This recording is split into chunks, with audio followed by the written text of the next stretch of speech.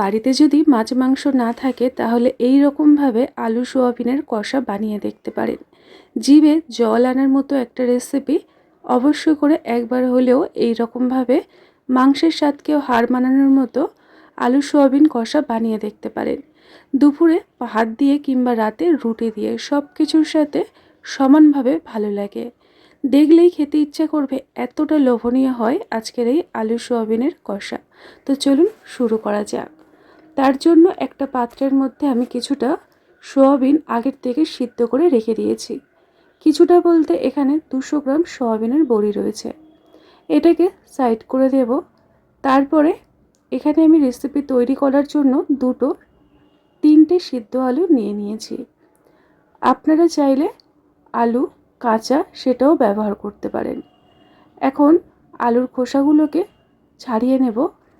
খোসা সমেত সেদ্ধ করলে আলুর মধ্যে জলীয় ভাবটা একটু কম থাকে, এতে করে আলুর টেস্টটাও কিন্তু ভীষণ ভালো লাগে। এবারে একটা ছুরির সাহায্যে একটু বড় বড় করে আলুগুলোকে কেটে নিতে হবে। আপনারা চাইলে আপনাদের প্রয়োজন বুঝে ছোট ছোট করেও কিন্তু কাটতে পারেন। তবে আলু সোয়াবিন কষা তৈরি করব, আলুগুলো একটু বড় বড় থাকলে দেখতেও ভালো লাগে আর খেতেও কিন্তু যেন মনে হয় মাংস খাওয়া হচ্ছে। আলুটাকেও রেডি করে নিলাম। এবারে একটা গুঁড়ো মশলা পাত্রের মধ্যে নিয়ে নিচ্ছি। হলুদ গুঁড়ো, জিরে গুঁড়ো, লঙ্কার গুঁড়ো, ধনে গুঁড়ো, তার সাথে কাশ্মীরি লঙ্কার গুঁড়ো সবগুলোই হাফ চামচ করে নিয়েছি। তবে হলুদ গুঁড়োটা একটু কম পরিমাণে নিয়েছিলাম। সামান্য পরিমাণে উষ্ণ গরম জল দিয়ে মশলাটাকে ভালো করে গুলে রেখে দেব। গুঁড়ো মশলা যদি এই রকমভাবে জলে গুলে রান্না করা যায়, টেস্ট কিন্তু ভীষণ ভালো আসে। একটা গ্রেটার নিয়েছি, তার মধ্যে একটা মিডিয়াম সাইজের পেঁয়াজ গ্রেট করে নেব। খুব ভালো করে পেঁয়াজটাকে গ্রেট করে নিচ্ছি। এবারে চলুন কড়াইয়ের কাছে চলে যাই। কড়াইয়ের মধ্যে 2 চামচ রিফাইন তেল, অল্প একটু লবণ দিয়ে ভালো করে গরম করে নিলাম। এবারে এই গরম তেলের মধ্যে প্রথমে দিয়ে দেব আগের থেকে সিদ্ধ করে রাখা আলু। আলুটাকে দিয়ে খুব ভালো করে কিছুক্ষণ নাড়িয়ে চাড়িয়ে ভেজে নিতে হবে। আপনারা যদি কাঁচা আলু দিয়ে রান্না করেন তাহলে এইভাবে ভালো করে কিন্তু তেলের মধ্যে লবণ দিয়ে ভেজে নিতে হবে। দেখুন উল্টে পাল্টে বেশ ভালো করে লালচে করে আমি আলুগুলোকে ভেজে নিয়েছি। এবারে এর মধ্যে অ্যাড করে দেব সোয়াবিন, যেটা আগের থেকে সিদ্ধ করে জল ঝরিয়ে রেখেছিলাম। খুব সামান্য পরিমাণে লবণ অ্যাড করে দিলাম। দিয়ে ভালো করে আলু আর সোয়াবিনটাকে ভাজা ভাজা করে নেব। মোটামুটি 3 থেকে 4 মিনিট মিডিয়াম আঁচে রেখে একটু নাড়াচাড়া করে নিলে সোয়াবিনের কাঁচা গন্ধটা কেটে যাবে আর রেসিপিটা খুব ভালো লাগবে। এখন সমস্ত আলু সোয়াবিনটাকে তুলে আলাদা একটা পাত্রে রেখে দিলাম। কড়াইয়ের মধ্যে ভালো করে কিন্তু পরিষ্কার করে নেব আর তারপরে দিয়ে দেব সরষের তেল। এখানে আমি আমার প্রয়োজন মতো সরষের তেল নিয়ে নিয়েছি। তেলটাকে ভালো করে গরম করে প্রথমে গোটা গরম মশলার জিরে ফোড়নে দিয়ে দিলাম। আর আমি এখানে দিয়ে দেব তেজপাতা। বন্ধুরা, গোটা গরম মশলার তেজপাতা থেকে খুব সুন্দর একটা গন্ধ বেরোবে। ঠিক সেই পর্যায়ে অ্যাড করে দিতে হবে গ্রেট করে রাখা পেঁয়াজ। পেঁয়াজের পরিমাণটা আপনারা কম বেশি করতে পারেন।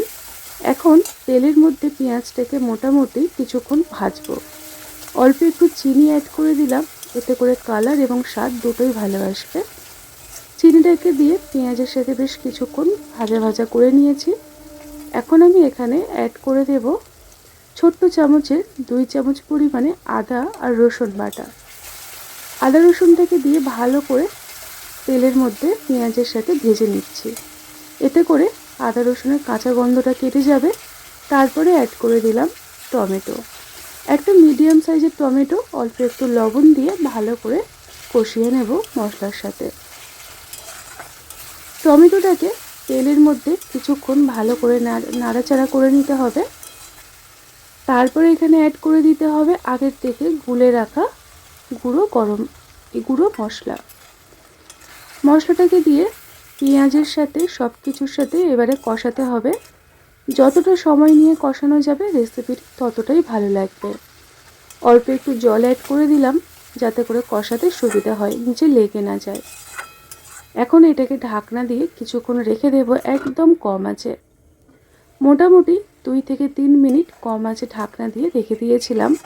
তারপরে ঢাকনাটাকে খুলে আপনাদেরকে দেখিয়ে দিচ্ছি যে রেসিপিটি কালারটা কত সুন্দর এসছে, মশলাটা কষানোটা কত সুন্দর হয়েছে। ঠিক ভালোভাবে কষানো হয়ে যাওয়ার পরেই অ্যাড করে দিতে হবে আগের থেকে ভেজে রেডি করে রাখা আলু আর সোয়াবিন। আলু সোয়াবিনটাকে দিয়ে আবারও মশলার সাথে ভালো করে কষিয়ে নেব।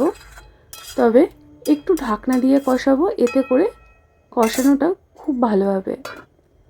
মোটামুটি কম আছে 3-4 মিনিট রেখে দিয়েছিলাম। দেখুন সাইড থেকে তেলটা সেপারেট হতে শুরু করে দিয়েছে। ঠিক এই পর্যায়ে ঢাকনাটাকে খুলে আবারও ভালো করে 1-2 মিনিট নাড়িয়ে চাড়িয়ে কষিয়ে নেব। বন্ধুরা, আলু আর সোয়াবিন এইরকমভাবে একবার হলেও বানিয়ে দেখবেন, তারপরে আমাকে জানাবেন যে রেসিপিটি আপনাদের কেমন লেগেছিল। এখানে আমি 1 গ্লাস পরিমাণে উষ্ণ গরম জল অ্যাড করে দিলাম। যেহেতু আজকের আমি আলু সোয়াবিনের কষা বানাবো, সেই কারণে জলের পরিমাণটা কিন্তু একটু বুঝে শুনেই দিতে হবে।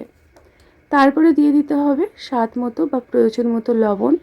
এখন এটাকে আমি কিছুক্ষণ ফুটিয়ে নেব। মোটামুটি 3 থেকে 4 মিনিট মিডিয়াম আঁচে ফুটিয়ে নিয়েছিলাম। তারপরে ঢাকনাটাকে খুলে আপনাদেরকে দেখাচ্ছি। দেখুন আজকের আমাদের এই জিভে জল আনার মতো, মাংসের স্বাদকেও হার মানানোর মতো আলু সোয়াবিনের কষা একদম তৈরি হয়ে গেছে। সবার শেষে একটু শাহি গুঁড়ো গরম মশলা আর 2টো কাঁচা পাকা লঙ্কা অ্যাড করে দিলাম। দিয়ে এটাকে নাড়িয়ে চাড়িয়ে এটাকে 5 মিনিট এইভাবেই গ্যাসের ফ্লেমটাকে অফ করে রেখে দেব। এতে করে সমস্ত গরম মশলা বা যাবতীয় মশলার ফ্লেভার রান্নার মধ্যে খুব সুন্দরভাবে ঢুকে যাবে আর রেসিপিটি পারফেক্টভাবে তৈরি হবে। এটাকে ঢাকনা দিয়ে রেখে দিলাম। তারপরে একটা পাত্রের মধ্যে গরম গরম পরিবেশন করে নেব আজকের আমাদের দুর্দান্ত স্বাদের আলু সোয়াবিনের কষা। খাই খাই অনুর রান্নাঘরের প্রত্যেকটা রেসিপি হয় এই রকমই সহজ সরল আর সাধারণ। যদি ভালো লাগে প্লিজ লাইক দিয়ে সাথে থাকবেন। নতুন হলে আমার পরিবারে আসার আমন্ত্রণ রইল। আমার সকল নতুন পুরনো বন্ধুদের জন্য রইল আমার অনেক অনেক ভালোবাসা এবং শুভকামনা। রেসিপিটি প্রথম থেকে শেষ পর্যন্ত দেখার জন্য অসংখ্য ধন্যবাদ। ভালো লাগলে চ্যানেলটিকে সাবস্ক্রাইব করে নোটিফিকেশনে অল বাটনটি প্রেস করে দেবেন। সবাই ভালো থাকবেন, সুস্থ থাকবেন। টাটা।